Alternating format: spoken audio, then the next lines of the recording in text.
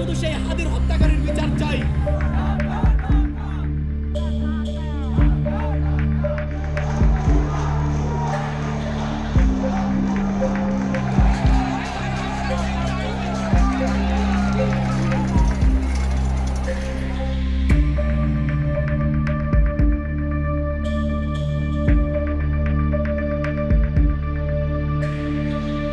আমি আবারও স্পষ্টভাবে বলতে চাই, ওসমান হাদি ছিলেন পরাজিত শক্তি, ফ্যাসিস্ট সন্ত্রাসীদের শত্রু।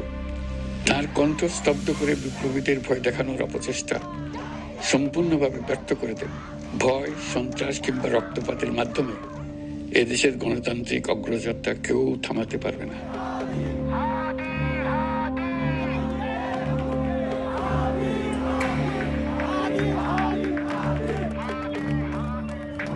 হাদি ভাই ছিলেন জুলাইকে ধারণ করা অন্যতম একজন ব্যক্তি, যিনি দল মত নির্বিশেষে সকলের ঊর্ধ্বে গিয়ে জুলাইকে ধারণ করে আমাদেরকে ঐক্যবদ্ধ হওয়ার আহ্বান জানিয়েছেন।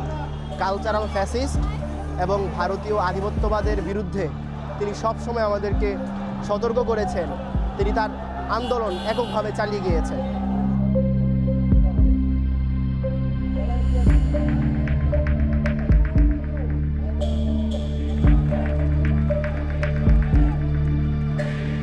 এখানে মানুষজন জড়ো হয়েছে হাদি ভাইয়ের খুনিদের যাতে যত দ্রুত সম্ভব ধরা হয়।